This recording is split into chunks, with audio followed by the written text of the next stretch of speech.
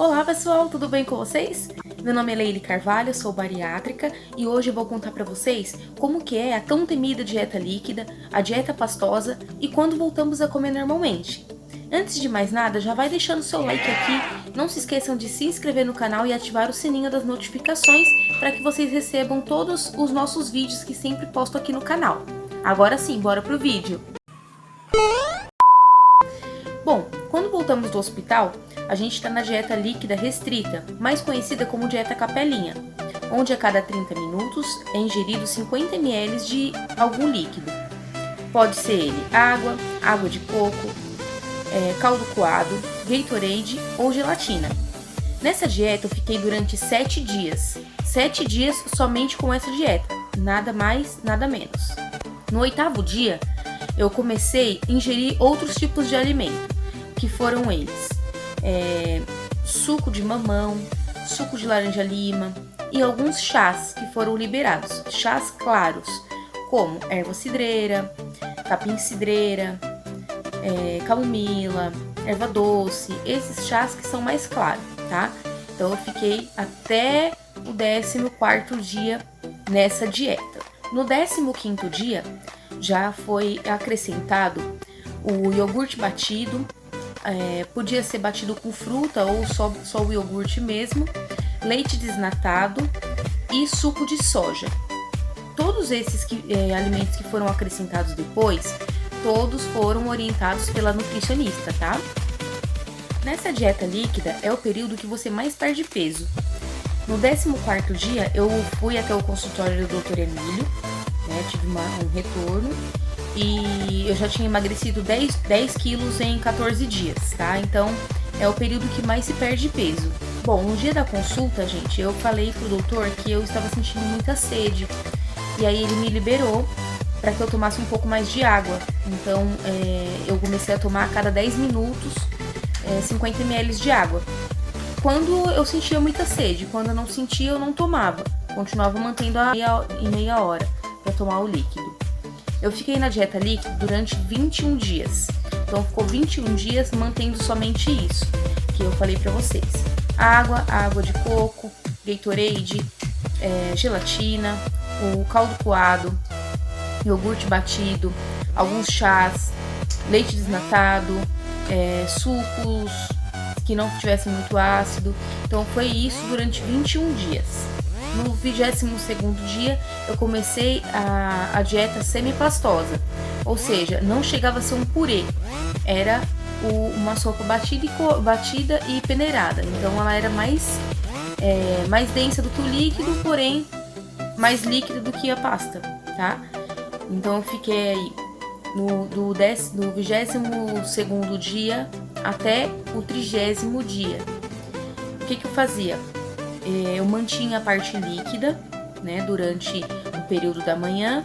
Na hora do almoço, eu comia ali em torno de 100 gramas de um purezinho, podia ser de batata, ou de mandioquinha, ou de mandioca, porém, eu sempre optei pelo de batata porque os outros me deixavam um pouco enjoada. Então, eu sempre comi mais o de batata. Como que eu media mais ou menos os 100 gramas? Umas 2 colheres de sopa cheia. Dá mais ou menos 100 gramas, tá? Aí eu mantinha o líquido durante o dia, depois do almoço. E aí na janta eu repetia a mesma coisa que eu tinha feito no almoço ali, as 100 gramas de purê. Com 30 dias, a minha dieta mudou um pouco, então começou a entrar outros tipos de alimento. O que eu fazia de manhã, que era o líquido, eu parei de fazer e comecei a fazer da seguinte forma. No café da manhã, eu colocava um pouquinho de leite desnatado e só um pouquinho de café, sem açúcar, colocava adoçante, mas era bem pouquinho mesmo, era só para dar uma corzinha no leite. E eu molhava pão puma, uma fatia de pão puma no leite e comia. Às vezes eu não aguentava comer a fatia inteira, aí às vezes eu comia uma fatia de pão, ou às vezes eu comia uma bisnaguinha, tá? Então era bem restritivo assim, mas não tanto quanto o líquido. E aí eu ia mantendo o líquido até a hora do almoço. Na hora do almoço eu fazia o purezinho, aí já era um purezinho um pouquinho mais grossinho, podia até ser a sopa batida. E durante a tarde eu tomava o líquido ou raspava uma maçã, ou metade de uma maçã, raspava ela e comia. Ou tomava outro cafezinho igual eu tomei de manhã. E à noite a mesma coisa do almoço, tá? Mas entre uma refeição e outra eu sempre tomava um líquido. Geralmente era a água que eu tomava para poder ficar hidratada. A água que eu tomava geralmente doía meu estômago, o que é normal. Eu vejo muita gente falando, muitas pessoas que são bariátricas comentam que quando toma água sente uma certa sensibilidade, um certo desconforto, uma certa dor. É normal, depois vai passando com o tempo, tá? E muitas pessoas me perguntam referente ao caldo de feijão. Gente, pode tomar o caldo de feijão, só que no meu caso eu tive muito gases e doía muito. Eu cheguei a ir para o hospital com dor, então eu evitei de tomar o caldo de feijão, né? Porque ele libera um pouco de gás também. Então eu preferi inserir o feijão mais quando estava no final da dieta pastosa, que eu já amassava ele, né? E quando eu comecei a comer normalmente, aí eu comecei a colocar o feijão. Mas o suco de melancia e o caldo de feijão são duas coisas que dá gases. Então quem já tem problema com gases é melhor evitar. Entre a dieta líquida e a dieta pastosa foram 45 dias. Ou seja, no 46º dia foi quando eu comecei a ingerir alimentos sólidos. Arroz bem cozido, carne moída ou frango desfiado, ou carne de músculo cozida, bem cozida, tudo muito bem cozido, que seja fácil de você mastigar várias vezes e vire bem uma pastinha para você engolir. Então eu mantive na dieta líquida e pastosa durante 45 dias. Voltei a comer normal no 46º dia. Hoje eu faço as refeições normalmente, né? As principais refeições: cafés da manhã, almoço, café da tarde, janta. Na ceia, geralmente eu tomo um chá ou tomo um suco. E entre uma refeição e outra eu sempre tomo água. Porque antes de eu fazer a cirurgia eu já tomava muita água, né? Então é um hábito que eu criei pra mim de tomar bastante água. Principalmente pela questão de não dar infecções de urina. E água é vida, né? Então eu sempre tomo água entre uma refeição e outra. Eu sempre sou questionada, gente, com relação naquela dieta líquida e pastosa, que as pessoas perguntam: Leile, você não sentia vontade?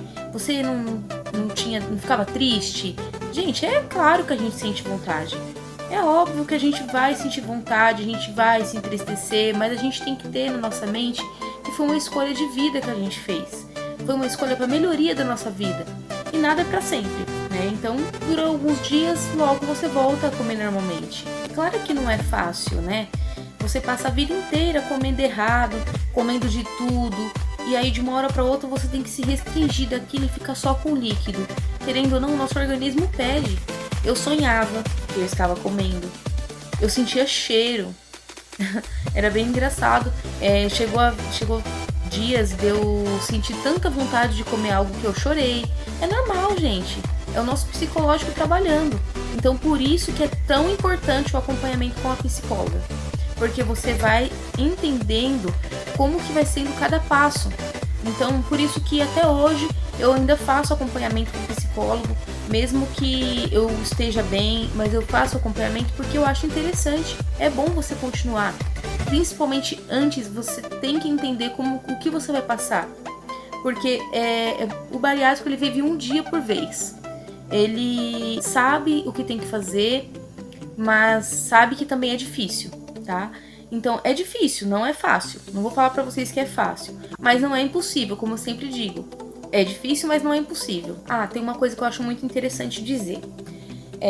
Tem pessoas que operam e ficam bravas com as outras pessoas. Não sei se brava é a palavra, mas ficam chateadas, muitas vezes, com as pessoas ao redor. A pessoa não pode comer tal coisa porque eu não posso comer, então come longe de mim. Gente, vocês têm que trabalhar um pouco mais o psicológico. Por quê? Quem operou foi você, não foi as outras pessoas. As outras pessoas podem até te ajudar, mas vai chegar uma hora que ela vai comer uma pizza, ela vai comer uma feijoada, ela vai comer uma comida mais sólida que você ainda não aguenta comer. Mesmo que você não pode comer se você estiver na líquida ou pastosa, se você tiver voltado a comer, você talvez não possa comer ainda. porque é muito pesado, por exemplo, gordura, essas coisas, você tem que evitar, para você não ter um dumping, que é aquele mal-estar que algumas pessoas sentem. Então a gente tem que entender que quem fez a cirurgia fomos nós, não foi aquela pessoa. A gente não tem que restringir a forma com que ela come porque a gente não pode comer. Então por isso que eu volto a falar, o tratamento com o psicólogo é fundamental, principalmente nessa questão. Principalmente na questão da convivência com as outras pessoas. Por exemplo, aqui na minha casa, eu voltei da cirurgia num domingo. Na quinta-feira, minha família estava com vontade de comer pizza. Eu vou falar para eles não comerem porque eu não posso? Não, pelo contrário, eu falei, não, pode comer. Eu vou continuar nos meus líquidos.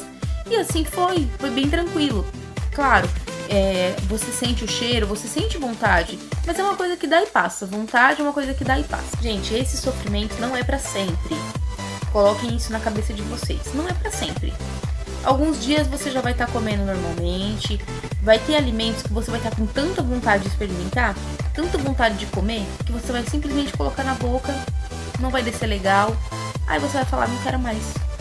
Por exemplo, eu sou uma pessoa apaixonada por pão de queijo. Eu comia todos os dias antes da cirurgia. Depois da cirurgia, eu não podia comer por um bom tempo, né? Por conta da dissolução. Você não consegue, você mastiga, mas ele não se desfaz. E aí, eu já tava com uns 5 meses mais ou menos, comi um pão de queijo. Gente, fui ver Deus e voltei. Porque eu senti tontura, fiquei enjoada, me deu diarreia. Então, assim, é uma coisa que eu comi aquele dia, não me fez bem, pro meu paladar também não foi legal, então não como mais. Se de repente eu estiver num lugar e eu ficar com vontade de comer, eu vou comer um pedaço. Mas ali eu já sei que pode ser que eu passe mal, pode ser que não. Porque já aconteceu de eu comer de novo e não passar mal. Mas o que eu quero explicar pra vocês é o seguinte, vai ter coisas que vocês vão comer e não vai se sentir bem. Vai ter coisa que vocês esperaram tanto nessas dietas restritivas que quando vocês forem comer não vai descer legal. E aí vocês vão acabar desistindo. Então, o que vale a pena fazer? Segue tudo certinho, segue à risca todas as dietas que a nutricionista passar. Porque o mais importante é essa fase. Porque é importante porque você vai emagrecer, é importante na cicatrização, é importante quando você voltar a comer para que você não sinta um peso tão grande, para que seu estômago cicatrize de forma correta e não fique dilatando tão rápido. Então tudo isso é muito importante, tá? Então sigam a dieta muito certinho. Gente, é muito importante. E todas as dúvidas que tiverem, pergunta para nutricionista. Tenham o hábito de perguntar. Por exemplo, sentiu vontade de comer alguma coisa, tá em dúvida? Pergunta para nutricionista ou pergunta para o médico se pode. Não comam sem ter certeza que vocês podem comer, porque pode acontecer coisas ruins e não é o que a gente quer. Bom, gente, eu vou ficando por aqui, lembrando que não é um bicho de sete cabeças, então vai com calma, pesquisem bastante, conversem bastante com a família, com o médico, com a psicóloga. Mas vai sem dúvida, tá? E tendo qualquer dúvida, vai deixando aqui seus comentários, que aí eu vou fazer algum vídeo sanando todas as dúvidas do pessoal, tá bom? Muito obrigada pela atenção de vocês e até a próxima!